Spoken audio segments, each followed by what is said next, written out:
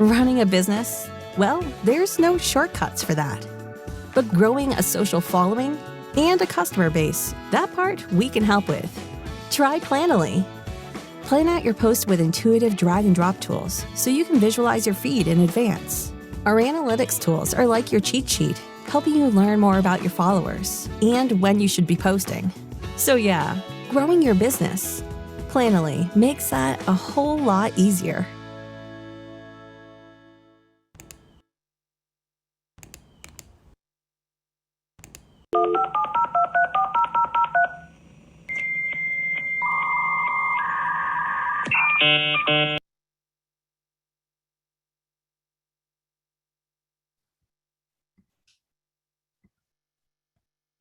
Hi, y'all. Welcome to Planoly Presents Reels Resolutions, Find Your Repurpose. I'm Claire Dolan. I'm the Senior Graphic Designer at Planoly, and we're so excited to have you guys joining us today. We'd love to get to know you guys and for you to get to know each other, so please drop in the chat box where you're joining us from and what your Reels resolution is for 2022. So I'm really excited to introduce to you guys Gabby Fee. She is a content creator, a marketing consultant, and a social media and partnerships lead for Inca. Just one piece of housekeeping before we dive in. We are so excited for you guys all to get to know each other and to share your Instagram handles, but we would ask that you keep the chat box clear for discussions about the workshop while Gabby's talking. We do have a Facebook group, which I think you'll receive the link to, and we would love for you guys to join that afterwards so you can stay in touch and exchange your Instagram handles and all of that. But without further ado, Gabby, do you want to take it away? Oh, I think you're muted. On mute. Okay, cool. Thanks so much, Claire, for the intro. I'm going to share my screen. Okay, give me 1 second.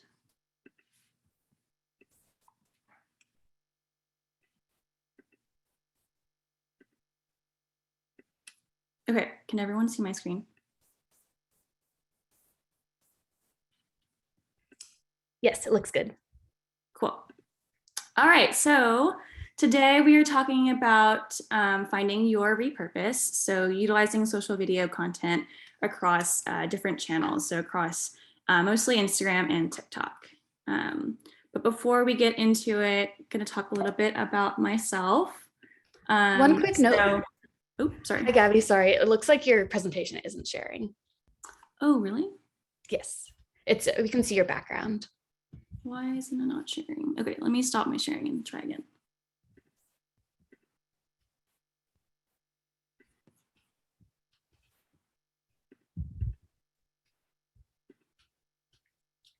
While we get that sorted, I just wanted to remind you guys that we do have a Q&A box, which is really exciting. So if any questions come up during the presentation, drop them in that box and we'll hopefully get around to answering them at the end. But this looks perfect, Gabby. Can you see it now? Yeah. Okay, perfect. Cool. So a little bit about me. So I started out working in restaurant groups here in Austin, Texas. I was doing in-house marketing and a little bit of PR for about 3-ish years, but quickly got very burnt out doing all of the marketing for about like 13 different restaurants. So definitely a lot of work for one person, and wanted to expand beyond just social media. And so I went into more of a brand marketing role at Snap Kitchen, which is a D2C like food meal, like ready to eat meal delivery service. But like most people in 2020 got laid off due to the pandemic. And so at that point, I had already been considering freelancing full time. And so I was like, this is kind of the jump or the push that I needed, and was like, all right, I'm just gonna freelance full time and see where it goes. So I've been freelancing full time for the past 2 years, which is kind of crazy to say now that it's been like 2 years of COVID. But yeah, I've been doing everything from marketing consulting, so social media, influencer strategy, email marketing, pretty much everything you can think of for a lot of startups. And in 2019, I co-founded Gabby, which is a celebration of Asian American culture, which we celebrate through food pop-ups and events. So I've been doing that since 2019. And it's been tricky because we launched right before COVID. So We had one in-person event and then had to switch to all virtual programming, which was fun because we got to explore like virtual cooking classes and reach people beyond the Austin area. But we've been having in-person stuff since then. So, and then, yeah, so like I mentioned, I've been freelancing and my main client right now is Inca. I'm the social and partnerships lead for Inca, as I've been with them since April of last year. And beyond that, I'm also a content creator myself. So I am an influencer. I make a lot of lifestyle, a lot of food and fashion content. And I've really been getting into video, as most people have, which is why we're talking about that today. I only started doing video content in 2020, so it's definitely only been a couple of years. But since everyone's doing it, I had to hop on the wagon. But yeah, let's get into it. So today we'll be talking about 4 main things. First, we'll be talking about the landscape of video content, so kind of where we're at right now in the world in terms of video. And then we'll be talking about how to hone your content niches. So what does that look like? Like, what are you posting as a brand or as a person? And how do you find that niche? The third thing we're talking about is finding or creating that content. So now that you know like what you're going to be posting, how do you find that or create that content? And the last thing will be tips and tricks for repurposing content across channels. So some of my learnings that I've learned throughout the years and tips and tricks that you'll use to make things easier for you. Because I know video can be very overwhelming, but we're trying to make it easy. So the first, landscape of video content. So in the summer of 2021, the head of Instagram went out and said that they are now a video sharing platform, no longer a photo sharing app. And the number one reason that people say they use Instagram now is for entertainment and video, because it's driving an immense amount of growth online across all platforms. So they're embracing that, they've acknowledged it. And so we should too, because I've noticed significant changes in the algorithm since they've made that announcement. Reels get a lot more priority. They get served to a lot more people now over photo content. So yeah, and since they've announced that, I've also video is driving an immense amount of growth online from all the major platforms right now, and it's one that I think we need to lean into more. And I'm actually talking. So yeah, that was just a little snippet of his video that he had released. And since video is so big now, like I mentioned earlier, I started prioritizing it around 2020. And it's just so much easier to grow and scale now due to the algorithm, especially TikToks. And because TikTok is only a video platform, yeah, I've just seen like crazy growth from a lot of micro or small accounts that can easily go viral.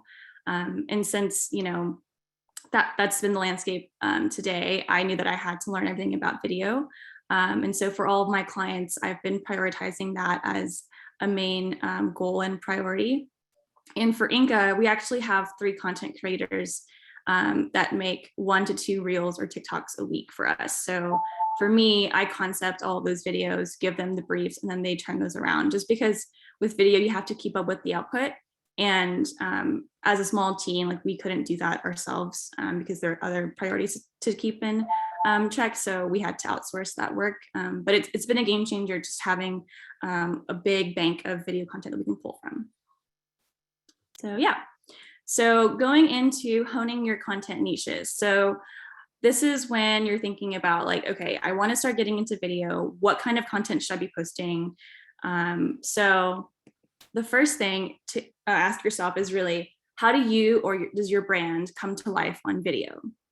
And that can mean a lot of things. If you're still exploring that, it's totally okay. But basically, how does this fit into your overall social strategy? Are you or your team going to be the face of your brand on video? Or is that something that you don't really want to use as a brand? Like maybe, you want to use your customers or people that follow you as the face of the brand, or just, the product itself. Or is it that you're going after content creators and influencers to create this content and they can be the face of the brand? And then asking yourself, like, what is your aesthetic that you're going for? Are you going for like a really polished, elevated look? Are you more casual and like almost like candid and lo-fi? Yeah, a lot of questions to ask yourself. So for me, for my personal brand, this comes to life in a couple of different ways, and I'm going to show you on the next slide. So for me, I am a lifestyle creator, so a lot of like home decor stuff. I also cook a lot, so a lot of food content. I've recently been getting into ceramics, so you'll see on these videos here. I see you looking.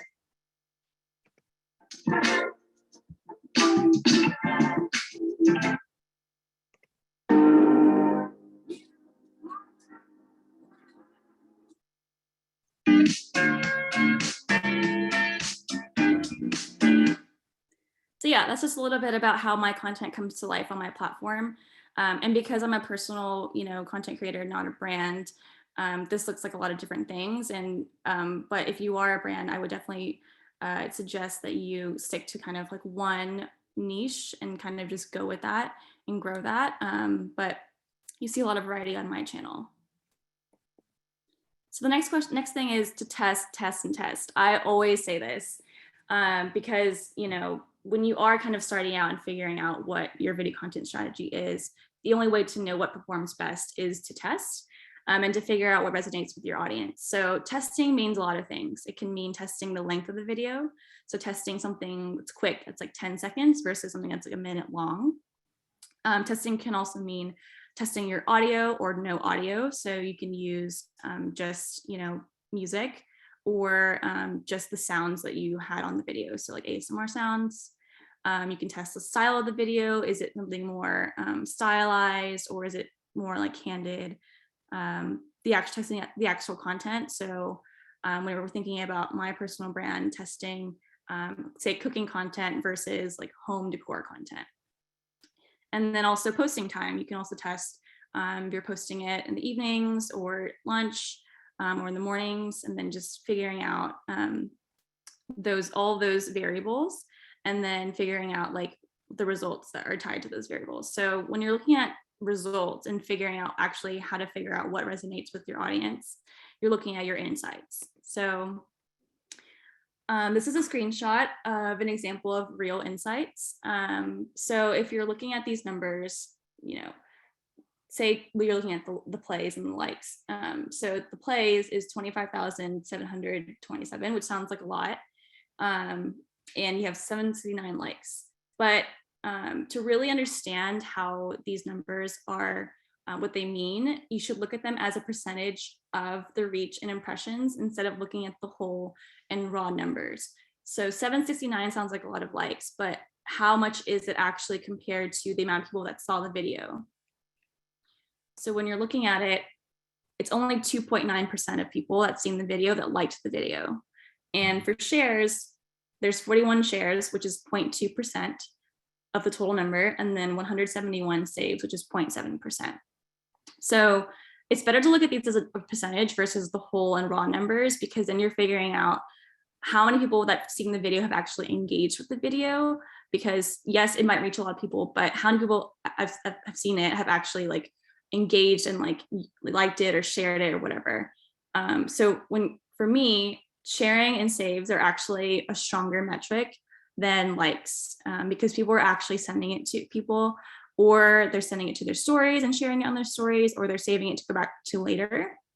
And then once you've looked at these percentages, use those to compare against percentages of other videos. So do the same thing to another video of the same style. So say you're testing the length of a video, I would just look at the percentages of the insights of one video versus the other video, and then see which does better between the two. And that's kind of how you figure out what's resonating. So the next thing is, does the same type of content resonate on all channels or just one? So for this, I'm basically talking about one video. So say you have one video that you want to post on both TikTok or Instagram. Sometimes they perform the same. They both received well on both platforms, but sometimes they're received completely differently. So an example I have is from Inka. So we had this video. I'll show you really quickly. Show me the life hack that you randomly saw one day that is now an unconscious standard practice in your life. I'll go first.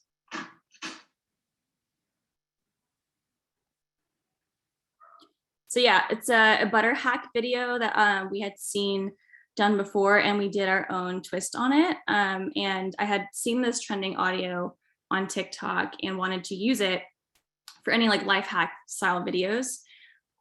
So the left side is Instagram, the right side is TikTok, and it's the same exact video. But you'll notice that for Instagram, we've had 908,000 plays. And if you're looking at the top here with the audio circled right here, there's only 23 reels that uses audio. And so because the trend originated from TikTok, you'll see that it has 22.2 thousand plays for this audio on TikTok. And the video only had like 37 plays or likes on TikTok for us. So it didn't really do well at all. So yeah, it's a huge difference. And one of the things that I've noticed in my years of doing video content is that trends will originate from TikTok and then they'll make their way to Instagram over time. And because no one had really been optimizing this trend on Instagram yet, we were able to become two of the top performing videos using this audio because Instagram just picks up the same algorithm as it does for TikTok. And so this video quickly kind of went viral, and then I used the same audio for another one of our videos, and same thing happened here. It had 726,000 plays. So yeah, and you'll notice that the rest of the videos kind of don't really have too many plays. But yeah, so one trick for me is to look at what's trending on TikTok and then bring that over to Instagram, and your videos will do well. Last thing is be patient and don't be afraid to experiment. In my experience, some videos take time to just pick up on the algorithm. I've seen videos blow up 1 to 2 weeks after they've already been posted. And it just takes some time to build. And, you know, after the videos have been sent around and shared to a bunch of people, then they slowly build and build over time. And also don't be afraid to experiment. So that could mean trying out different styles of videos. You'll see on the next slide, there are a few different styles that I've noticed. And wanted to share as inspiration. So the first is dance videos. We always see dance videos.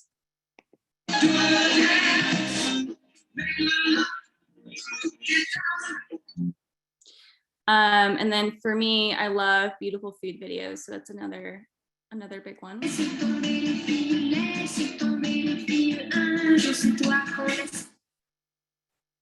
We all know and love Emily Mariko. She's the queen of ASMR videos.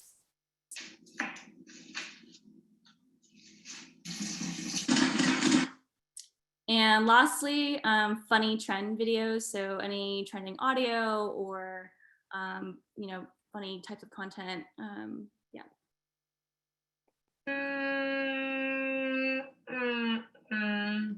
What's going on? Cool. So now that you've kind of honed your niches, how do you find or create this content? So there are a couple different ways you can do that. One is making it yourself. If you don't have the bandwidth or skill, do you or others on your team have the bandwidth or skill? Things to think about are, have you thought about hiring a content creator or just finding help throughout the week, you know, having an intern, things like that. This is an example of one of my videos that I made for a brand. It's an unboxing. Familiar, Bear Shop is a marketplace of unique emerging D2C brands. Another way you can find content is to utilize UGC content. So are people using your product or sharing about you on social? Can you reuse that content? Can you find, you know, friends or customers to create content for you in exchange for product?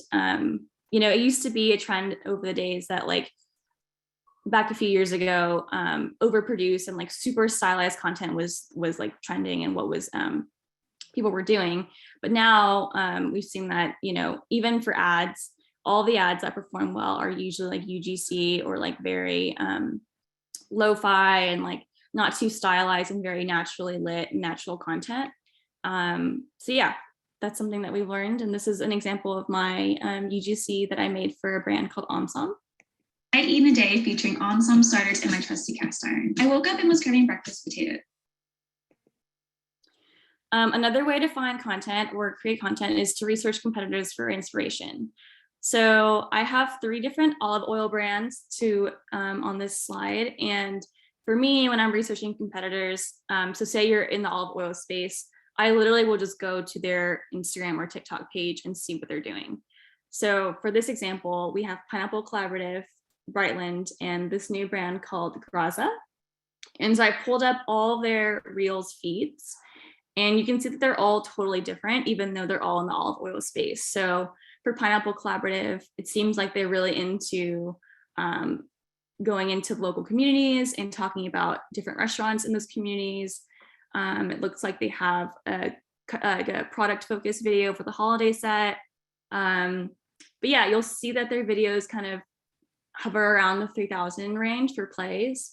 And then for Brightland, you'll see that they're much more stylized. They're much more like pretty, a lot of edible flowers, and they have a much higher play range in like the 10,000s, even though they have less, like lower amount of followers than Pineapple Collaborative. So that's something that's interesting. And then for Graza, a brand that just launched, they don't have as many videos, but it seems like they do a lot of recipe videos. There's one with the founders in the middle here. There's one like behind the scenes video and a production video in their factory. So yeah, just kind of looking at what's out there, people in the same space as you, what are they doing? Is that something that you think that would resonate with your audience? You can probably take an idea that's similar and kind of do it your own way. Yeah. And then last is look at what's trending. So if you're kind of stuck and not really knowing what to post, look at what's trending and kind of hop on the trend and try to make it your own. Trends do come and go, so it's really crucial that you hop on those fast. And especially if you see one on TikTok that's not already on Instagram, you should hop on that and try to get that going viral on Instagram. And one way to do that is to look at, so to find what's trending on Instagram on the left, go to the explore page. So for me, I just go on the explore page and just scroll, and then I'll go and look at the music or whatever audio is tagged and see how many plays it has. So for this Come With Me song, it has 627,000 plays. And for me, that's kind of a lot, and that's, in my opinion, oversaturated. So I would try to find audio that's around like the 10,000 range to like the 100,000 range, not 600,000, just because your content might get it's oversaturated, so your content might not get seen as much. There's a less chance of your content getting seen. But a good way to find those audios is through the explore page, and just continue to like go on there throughout the day and save those audios, and then go back and use them. And then for TikTok, very similar. If you go to the Discover tab on TikTok, you can see what's trending, whether that's a hashtag or a trending song, and then just going through those trends and seeing what makes sense for you or your brand, and then going from there. And then same thing for Instagram and TikTok. It'll show you the amount of plays as well for that trending audio or song. And again, like 800,000 is probably something that's oversaturated and overdone. I would try to find ones that are less used. Cool. And then going into the content workflow. So now that you've kind of considered all those factors and you're thinking about how do I make this work into my workflow, and how do I make this something that's not really overwhelming or really crazy for me when you're already thinking about some different other things. So there's 4 main steps that I like to think of. So the first one is to ideate and brainstorm. So depending on how you structure your company or your content, usually we'll have weekly content meetings, and that's something that we'll come to with ideas for our strategy for the week or the month, whatever we're planning. And it's something that you should really think about prioritizing video content as one of your main content buckets in your content strategy.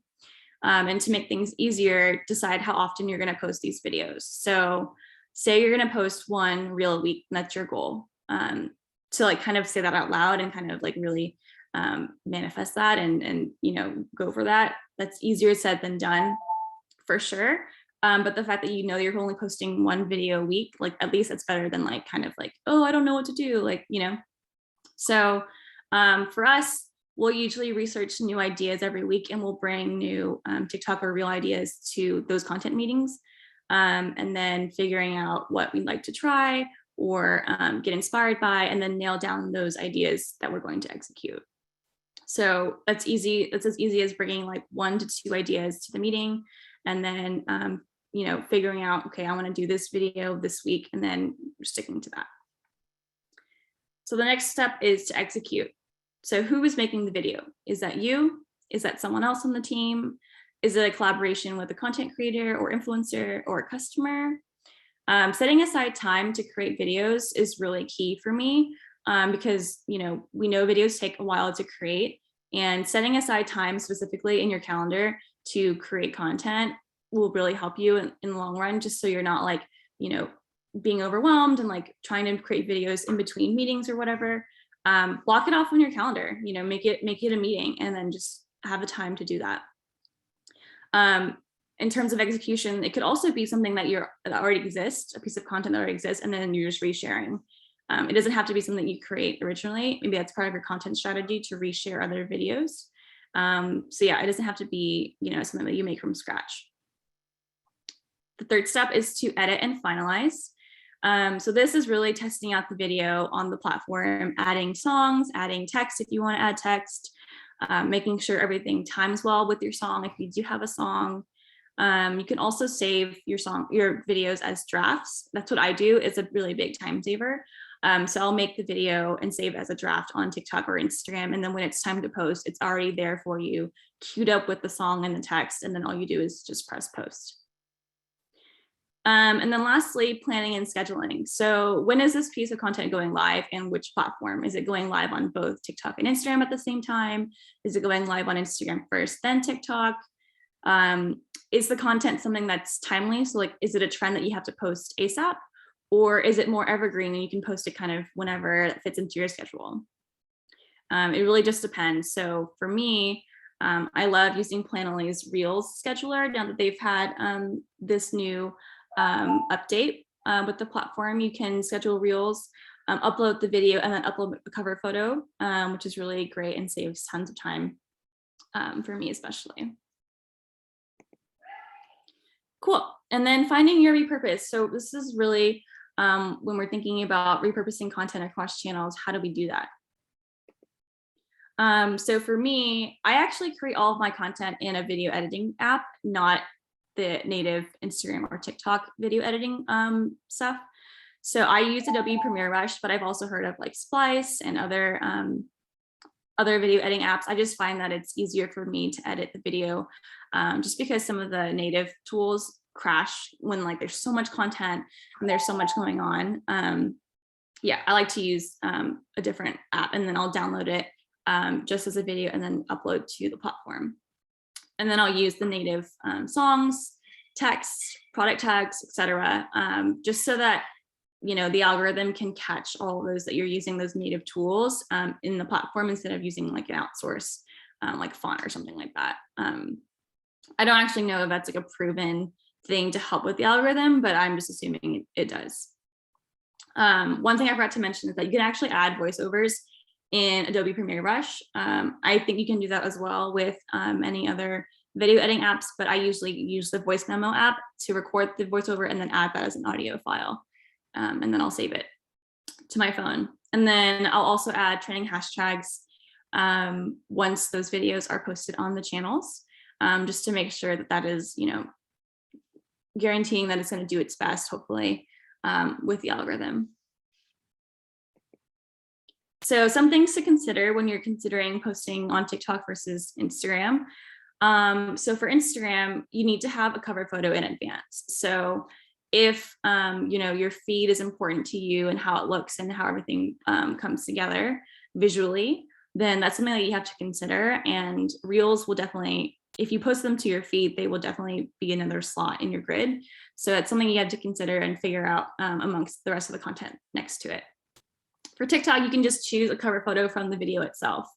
It's much more candid. It's nothing that you have to like really plan for. And then if you want to add text, you can add text. For Instagram, at least what's been happening lately, it's definitely more elevated and more stylized aesthetic because it started out as a photo sharing app. That's kind of where that came from. And I think TikTok is definitely more lo-fi and more candid. You'll just see people doing like selfie videos, nothing too like polished or anything. And TikTok actually favors the lo-fi candid aesthetic. Like I mentioned before, trends on Instagram definitely follow from TikTok. You'll see people resharing, just like downloading their TikToks and then posting them on Instagram. And then, yeah, going from there. And then TikTok, new trends happen daily. And then for Instagram, the algorithm isn't as good as TikTok's yet because it started out as a photo sharing app. And because TikTok is literally only a video app, the algorithm favors much smaller accounts, and it's definitely easier to go viral. And because Instagram has to, think about photos and stories and reels, there's a lot more going on in the algorithm than just TikTok when it's just videos. So yeah, things to consider. And then looking at, so this is Inka's feed. This is our feed view on the left, the Reels view in the middle, and then the TikTok view on the right, and just kind of talking through the different views. So for us as a brand, it's really important that the feed looks cohesive. There's a good mix of, people in the shots, UGC photos, both editorial photos as well. A lot of art inspiration photos, so like this egg roll photo here, product editorial photos as well. And we also make use of a lot of like colored backgrounds just to break it up, and a lot of graphics as well. So for us, the visual feed is super important, and that might not be the case for you or your brand, but for us it is. And so because of that, and we know that we're going to be posting reels on the feed as well, we have to take that into consideration for the cover photo. So when you're looking at the reels view, you'll see that some cover photos are text like this, how to elevate your gifts, or like a product photo, this lunch kit photo. And it might look kind of funny on the reels view, but when you're looking at the feed view, you can tell this is like on purpose, and this was done for a reason to break up the feed. But then on TikTok, because we don't have really access over the cover photo, things are much more lo-fi. We use the same font and color background for the cover photos just to make that cohesive. But you can see just, looking at these three together, the TikTok view is much more candid and less stylized than the Instagram feed. And then another example I have is Ceremonia. Very similar in terms of their aesthetic and, wanting to prioritize the feed views. So here they make use of a lot of graphics as well, a lot of text graphics, a lot of editorial photos, a lot of inspiration photos as well, even like a little question box graphic here. And then for their Reels view, same thing. So you'll see that this this photo here of the boxes was a cover photo. So like on purpose to like break up the feed. They also make use of these graphic Reels cover photos as well, and then add text over photos of people. And then for TikTok, same situation here. They're very, very candid. So there's even like screenshots of stuff. They make use of the green screen feature on TikTok. They have this like bright yellow font, even like big text on the photos here. So yeah, much less stylized than Instagram. Cool. And then lastly, we're going to go into other tips and tricks that I have. Like I mentioned before, definitely save all of your videos as drafts, both on Instagram and TikTok before posting. It saves so much time because then you can just post whenever you're ready to go. Another thing that I have is saving trending audio to your brand account to save for later. So for me, if I'm just scrolling Instagram or TikTok on my personal and I'll see a trend or an audio that I want to use later, I'll just go to that audio and then send it to the brand or whatever account that I'm working on, and then save it from there so you can easily access that when you're trying out different audios for your videos. Another big tip is just to practice, really, to practice making videos. It definitely takes a lot of fine tuning and just experimenting. For me, I know when I look back at my first videos, I'm a little embarrassed because I'm like, oh my God, like those were so bad and I could have done a lot better. But it definitely just takes time. And that's something that, you can't really speed up the process. You just have to practice. And something that's helped me really is to invest in products. So for me, that meant getting like a tripod so I don't have to ask my boyfriend to help me film, getting like an overhead clamp to film like cooking videos, or a ring light if the brightness isn't what you want it to be at. And if you don't have the means to buy those things, don't sweat it. You can definitely make use of what you already have. And that means using direct sunlight, finding the right lighting, using props that you already have to style videos, or borrowing a friend's. That can also mean, exploring your city or around you and shooting somewhere else. So you're getting a different background than like your home. Because not all of us, can afford to go to a studio or something like that. Yeah. And then the last one is really just spending time on the platforms. The more time you spend kind of scrolling and seeing what other people are doing, scrolling and seeing other audios and stuff, you'll get a feel for like what people are posting and like kind of the way to film certain videos. So yeah, and that is it.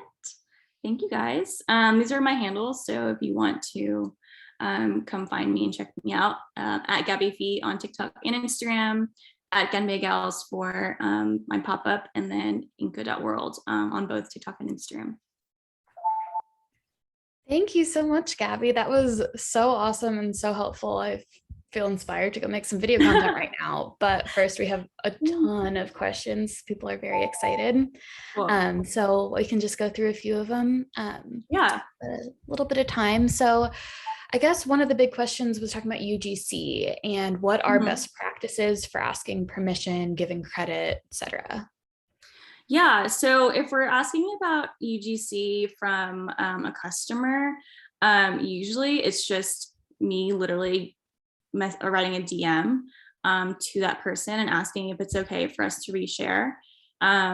More than most likely, people will be very agreeable and give you permission.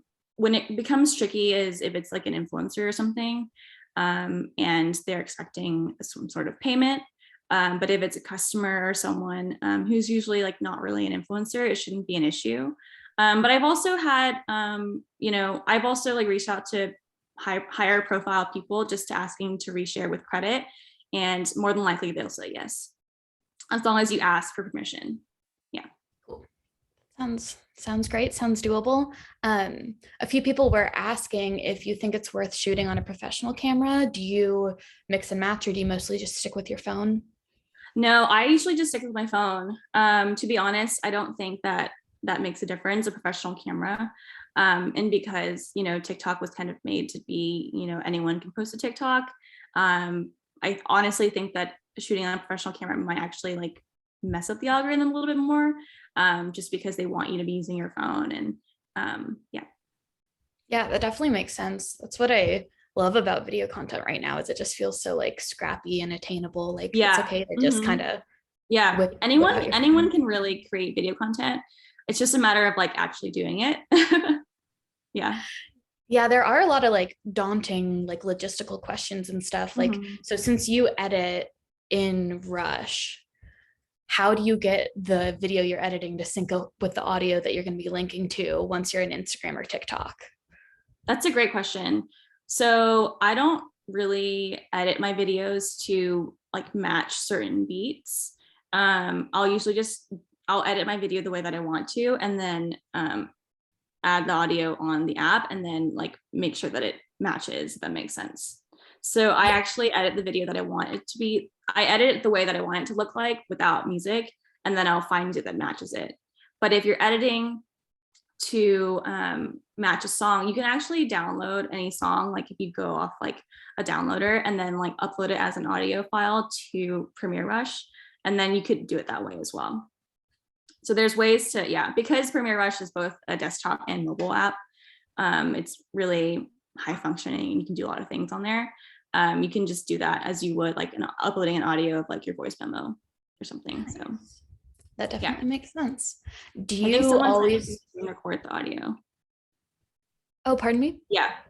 I just saw someone in the chat saying you can screen record the audio and then add it as a file. Yeah. Yep. You can do that too. Yeah. Definitely ways to make sure things line up if you are looking for that kind of vibe.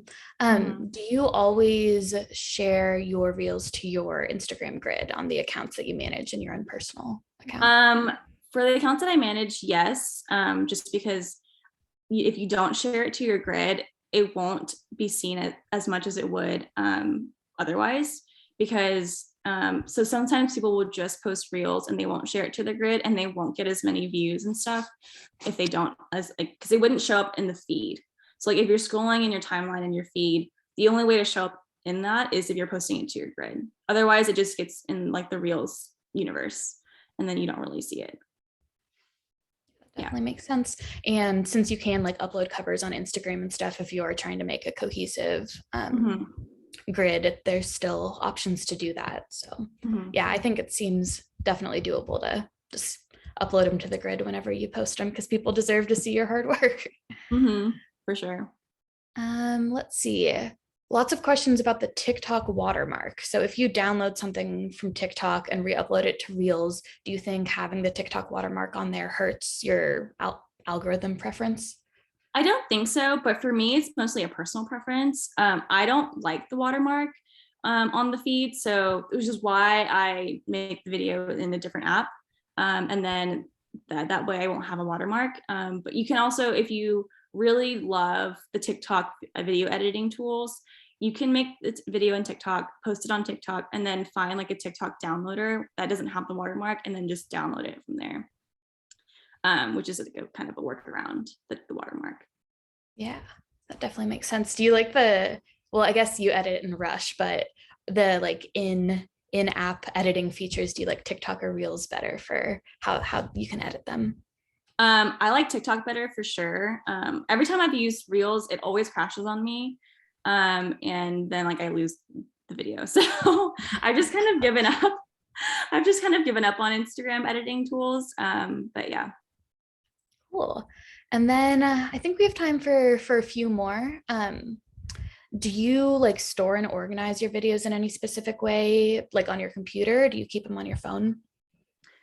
So it depends. So if it's for a client, so for Inca, I have folders for each content creator, and then just like dates and names of the files. And then whenever I'm planning the content or the feed, I'll just go in those folders and then organize there and plan that way. But for myself, I just use like a Google Drive and organize by like the brand that I'm working with, or the content. Yeah, that definitely makes sense. Do you have a like baseline goal of how often you should be posting video content on Instagram? I don't know. This question is kind of interesting because it really depends on you as a person. Like obviously, if you had all the time in the world and the bandwidth, like I would say to post multiple times a week if you can, on Instagram or TikTok. But it just depends on, as you know, video takes time to create, or to even just plan if you're not creating it yourself. But yeah, so I would say as much as you can, if you can. And then if you can't, like, don't sweat it, but just get to a point where you're building up to it. But there's no really like right or wrong answer. I know a lot of people say like, oh, like you should be posting like 3 times a day on TikTok and stuff. I'm like, yes, that's great, but also like not everyone can do that. So don't be too hard on yourself if you can't. Yeah, as much as possible. I like that perspective a lot because, yeah, like you mentioned earlier in your presentation, like if you set a goal to post once a week, maybe that's not as much as like some people recommend, but it's still something, and it's still like, right, and it's you're getting better than and you're nothing. more. Right. Yeah. For sure. Cool. Well, let's end on a hot topic. Hashtags. Do you use them? If you do, how do you find them? Do you think they work? Yes, they definitely work, because I've seen, especially with the insights now for Instagram, especially, you can see where your audience is coming from and if they're coming from hashtags.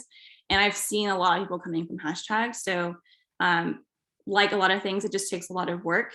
You know, for me, I set aside time every week to just search up hashtags that are relevant to my content. And then same with like audio, seeing how many uses there are. If there are way too many uses, then I would try to avoid using those just because they're oversaturated. But if there's something around like 10,000 or like maybe like up to 100,000, I would definitely use any of those that make sense with your content. And yeah, especially for Instagram, it really helps. It just takes time to find the right ones. And yeah. Nice. Thank you so much for all this helpful input. This was Yeah. so much great information. Thanks to everyone for joining us. If you're feeling inspired to make and plan your video content now, we'd love for you to try Planoly. As Gabby mentioned, there's an option where you can upload and plan your reels. And so we'll be dropping in a discount code in the chat for you to try it 1 month free. You can get started on putting your video content out into the world. I really appreciate you all for joining us, and I hope you have a great rest of the day. Bye. Yeah, thanks so much for joining. Bye.